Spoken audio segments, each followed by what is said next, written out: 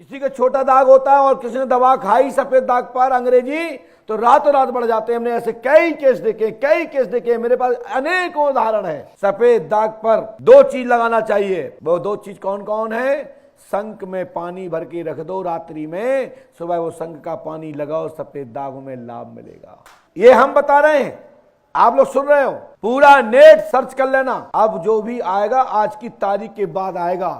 पहले गुरुशरण पंडोकर सरकार की तरफ से घोषणा रहेगी, उसके बाद दूसरे तारीख में दूसरे की मिलेगी, चाहे दुनिया का कोई भी बना रहे। हम रटन तो होता है या किसी की नकल फकल नहीं बोलते। और इसको मैं शास्त्र से पुराण से प्रमाण करूंगा कि शंख में जल भर के रख दो रात्रि में और सुबह वो जल उसको लगाएंगे, सफेद दाग ठीक हो जाएंगे। दूसरा, हमारे यहां दूसरी पद्धति है, उसके लिए मुकेश गुप्ता जी बताएंगे, वो हम माइक से नहीं बताएंगे। और नहीं तो फिर एक बार हमने किसी भूत बाधा के लिए सार्वजनिक जंजीर मंगाई गर्म करवा के, एक ने तो क्या करो फिर चमीटा जला के ही घर रख दो हाथ पे, ले भूत बागे फल का पर गए। तो हमारे कहने का मतलब यह है, जंजीर डाल के और गर्म चमीटा लगाया था, भूत नहीं भगत, समझ रहे हैं। और ना हाथ की चुटकी दबाए से, ना जूड़ा खोले से। हमने 80% माता बहनों को देखी, भूत आए पहले बाद में, लेकिन पहले जूड़ा पहले फूलत। जूड़ा में भूत बंधे, ये किंवदंती चला दी लोगों ने। और जिन आदमी के जूड़ा ही नहीं होते क्या खोलत। हाँ, गांठ की परंपरा का एक रोक है, वो एक जगह मान्य, मात्र जब बच्चा पेट में होता है और जब डिलीवरी का समय होता है तो कहते गांठ खोल दो, बच्चा का नला अटक जाएगा। एक लॉजिक है इसका, एक बहुत बड़ा महत्व है। पुरानी हमारी परंपरा में, आयुर्वेदिक पद्धति में इसका उदाहरण दिया गया है। अथर्ववेद के हवाले से मैं बोल रहा हूं, ठीक है ना। मात्र संतान जब होने वाली होती घर में, तब गांठें खुलवा दी जाती है। कोई उसारा है, कुछ भी है तो उसको उतार करके विसर्जित करा दिया जाता है। गले में ताबीज है, गंडा है, उसको खुलवा दिया जाता है। नहीं तो उसका क्या होगा कि बच्चा की नाल अटक जाएगी, कई बार जान भी जा सकती है। इसका एक लॉजिकल एक व्यवस्था है। ये पुरानी ऋषियों संतों की शोध है। कहां से आए हो? दिल्ली से। क्या पूछना आ चाहते हो? ये सही नहीं रहती हैं मैडम जी। सही नहीं रहती? क्या हो गया आपको?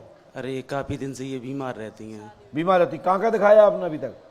कई जगह दिखलाया। कहाँ का दिखाया, मैं पूछना चाहता हूँ। मेहंदीपुर वाला जी, बागेश्वर धाम, जो भी जहाँ बताता गया हर जगह दिखला दे गए। क्या बताया मेहंदीपुर में? मेहंदीपुर में किसी ने देखा था, किया, फिर कुछ हुआ ही नहीं। दिल्ली में क्या बताया? दिल्ली में ये एक्सरे वगैरह कराओ, कुछ आता ही नहीं है।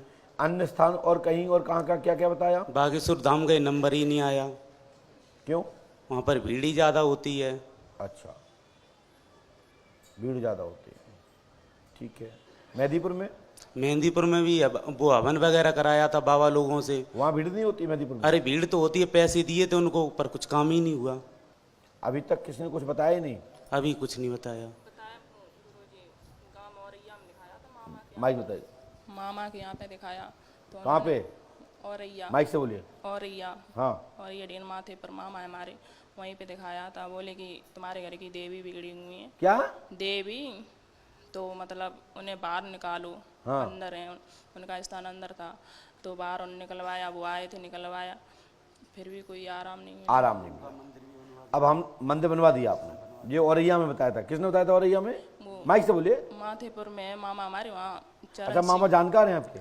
मेरे सगे मामा है। अच्छा, वो झाड़ फूक करते हैं? नहीं। और है ना। अच्छा, किसी को बताया होगा, उनके परिचय में होंगे। चलिए, हमने ये लिखा, सुने, पास में आए थोड़ा सा। आप पर भूत बाधा है, जरूर भूत बाधा है, जरूर है, परंतु खेलती नहीं है, पीड़ा पहुंचाती है, लाभ होगा। ससुराल में एक बहन मरी, नाम राखी है, का जन्म हो चुका है। 16 अगस्त 2022 से आपके ऊपर भूत बाधा नहीं रहेगी, ठीक है। और यह रेखा ने जन्म अमिता देव के अपदेश के घर में जन्म ले लिया है। जन्म सूचना दे करके, सपन दे करके आपकी बच्ची यहां जन्म ले चुकी है। दूसरा, रश्मि देवी साक, पति राहुल कुशवाहा, क्या नाम है आपका? राहुल कुशवाहा।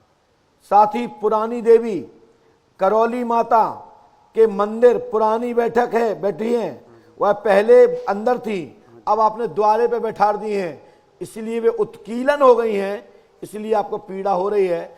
उनके द्वारा परेशानी नहीं थी, आपके घर में पांडवी का मसान और चौमकुकाल का परेशान कर रही थी। इस कारण से दिक्कत थी, ना कि करौली माता की। करौली माता तो आपकी रक्षक हैं, भिक्षक नहीं है, और बड़ी देवी है। ये भूत बाधा वाली देवी नहीं है कि किसी को परेशान करे। वो तो बात सही है गुरुजी। और याद ध्यान रखो, मेरी बात सुनो, जिन्होंने बिठरवाए हैं उनको इसका EBCD का ज्ञान नहीं है। हमारे पढ़े लिखे लोग, प्राचीन लोग अपनी इज्जत को कहां बैठाते हैं बताइए? अपनी पत्नी को कहां बैठाते हैं?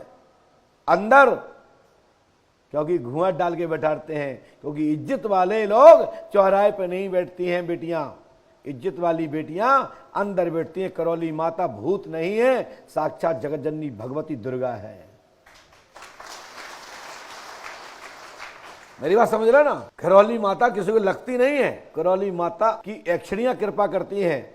अभी इसके बारे में EBCD नहीं जानते, आपके बेटा ऊपर पांडवी का मसान चौमकुकाल का है, आज के बाद शरीर में पीड़ा नहीं होगी, जी मेरा आशीर्वाद है। नहीं बैठी है, ना अंदर बैठी ना बाहर बैठी, चली और गई। अब तुम यहाँ बैठे ना, हम तुम्हें खचोर के फेंक दें, तुम्हें तुम्हारा भी थोड़ा भी मान सम्मान होगा ना, तो तुम आओगे यहाँ, तुम पंगत खा रहे हो, कहीं भोजन कर रहे हो, तुम्हें पत्तल से उठा दिया जाए तो फिर तुम्हें भलाई कुर्सी बैठा रहे, तुम्हारा मन नहीं लगेगा भोजन करने में। बोलो गलत कह रहे क्या? ऐसे ही प्राचीन देवी को आपने उखाड़ दिया है। हमने भी हनुमान जी पंडोकर सभा की स्थापना की है ना, तो मूर्ति नहीं चिकाई है। मूर्ति चिकाने से प्रतिष्ठा खंडित हो जाती है, आसन खंडित हो जाती है। पंडोकर धाम में भी हजारों लाखों की भीड़ होती है। यहाँ अब पैसा लगता है, इसलिए यहाँ छन्ना लगा हुआ है। यहाँ आने में आदमी सोचता है कि 2100 की पर्ची कटवा, तो 2100 गुणे 5 लोग गए तो 10,000 हुए। तो वे पापा वे कहते तुम चले जाओ, तुम पूछ लियो नंबर, तो बेसू नहीं होने का महाराज मैंने तुम्हें से अकेले तो 3 फ्री नहीं आऊँ यहाँ, वो ही आऊँ जिसको जरूरत है। और जब यहाँ रुपया नहीं लगता था तो 7 किलोमीटर तक जाम लगता था। जब हमारे चौनी पंडित जी बैठे हैं, और हमारे मुकेश गुप्ता जी बैठे 22 साल से देखते आए हैं, इधर से सोहन, सालोन और पंडोकर धाम में जहां भी मेला भर रहा है ना, देख रहे हो, यहां तो गाड़ियां लगती थी, गाड़ियां। आज से 2008 के पहले तक, 2005 तक, ठीक है ना।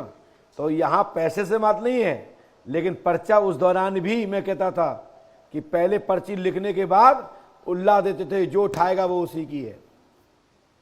अभी भी हमने कई दरबारों में पर्चा बंटवा देते हैं। अभी छत्तीसगढ़ में देखा होगा, पर्चियां बंटवा दी थी, चलो जाओ, भीड़ ज्यादा थी, ले जाओ पर्चियां।